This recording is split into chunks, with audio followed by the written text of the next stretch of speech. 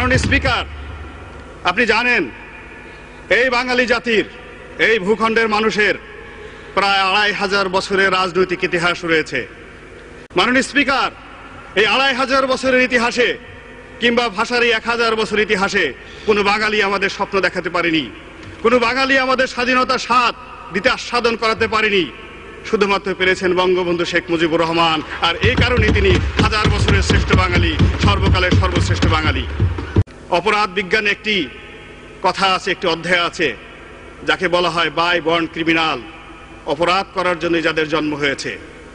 যদি বাংলাদেশের প্রেক্ষাপট ধরি, এদেশের রাজনীতিতে বিএনপি এবং তার সহযোগী জামায়াত ইসলামী যে কাজ করছে, যে প্রতারণা করছে, যে অসত্য এবং প্রতারণামূলক তথ্যের মাধ্যমে এই জাতিকে বিভ্রান্ত করছে, এই ইতিহাস এই সভ্যতার জগতে অন্য কোনো দেশে পাওয়া যাবে না।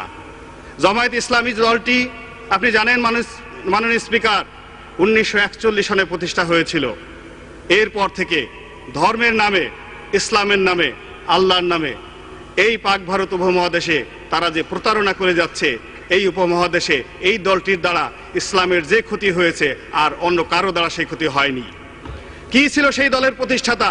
মাওলানা আবুল আলা মওদুদী বলতেন, এইভাবে প্রকাশ্য জনসভায় লাঠি উঁচিয়ে বলতেন, ও মোহাম্মদ কোন হ্যায়, আমার এই লাঠির যে শক্তি আছে, মৃত মোহাম্মদ রাসূলুল্লাহ সাল্লাল্লাহু আলাইহি সাল্লামের সেই শক্তিটুকু নাই। এই হলো তাদের ইসলাম, এই হলো তাদের ধর্ম।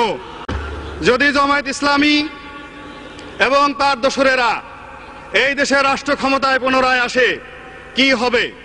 তারা যা বিশ্বাস করে, এই দেশে হাইকোর্ট মাজার থাকবে না, তারা শহীদ মিনার ভেঙে ফেলবে, তারা এই দেশের যত স্থাপনা আছে সমস্ত কিছু ভেঙে ফেলবে। তারা মুখে বলে ইসলাম, আর কর্মে তারা কি করে? তারা মৃত মানুষের কবর জিয়ারত করাকে মনে করে হারাম। আপনি দেখবেন জামায়াত ইসলামের মসজিদগুলোতে গিয়ে তারা নামাজ পড়ে, নামাজের পরে তারা মুনাজাত করে না, তারা মুনাজাত করাটাকে বেদাত মনে করে, তারা সফর করতে নিষেধ করে। তারা এমনকি বাংলাদেশে যে দ্বিতীয় বৃহত্তম জামাত হয় তাবলিগ জামাত, এই তাবলিগ জামায়াতের, বিশ্ব তাবলিগ জামায়াতের জামাতটাকে তারা হারাম মনে করে এই জামায়াত ইসলামী। এইভাবে তারা ইসলামের নামে দেশ এবং জাতিকে বিভ্রান্ত করতেছে।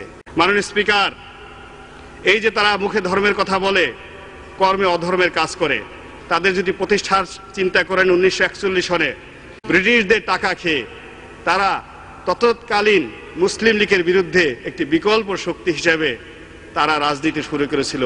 সেই রাজনীতির বিষ বাষ্প আর সারা বাংলাদেশের ঘরে ঘরে ছড়িয়ে পড়েছে।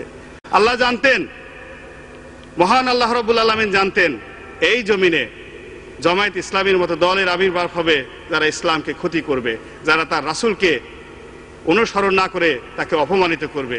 অথচ ইসলামের মূল আকীদায় আল্লাহ রাসূলের বিরুদ্ধে কোনো টু শব্দটি করা যাবে না, এবং তার প্রত্যেকটি কথা মুসলমানদের ইমানের প্রধান অঙ্গ, সেটা অক্ষরে অক্ষরে পালন করার জন্য। এই জামায়াত ইসলামী তাদের কর্মকাণ্ড সম্পর্কে আল্লাহ কি বলেছেন? সূরা নিসার ৬৫ নম্বর আয়াতে আল্লাহ কি বলেছেন? আমি সেই কথাটি আপনাকে বলতে চাই মাননীয় স্পিকার। আল্লাহ বলেন, তোমরা যতক্ষণ পর্যন্ত তোমাদের ব্যক্তিগত জীবনে, সামাজিক জীবনে, রাজনৈতিক জীবনে, অর্থনৈতিক জীবনে, চিন্তা চেতনায়, কর্মে আমার রাসূলকে অনুসরণ করতে না পারবে, ততক্ষণ পর্যন্ত তোমরা মুমিন হতে পারবে না, মুসলমান হতে পারবে না। মাননীয় স্পিকার, এই আয়াতটি দ্বারাই বোঝা যায় যে জামায়াত ইসলামী বাংলাদেশে আসলে কি করছে এবং তাদের ধর্ম এবং তাদের মতবাদ সম্পর্কে এদেশের মুসলমানদের উপরে আমি দায়িত্ব দিলাম, তারা এই বিষয়ে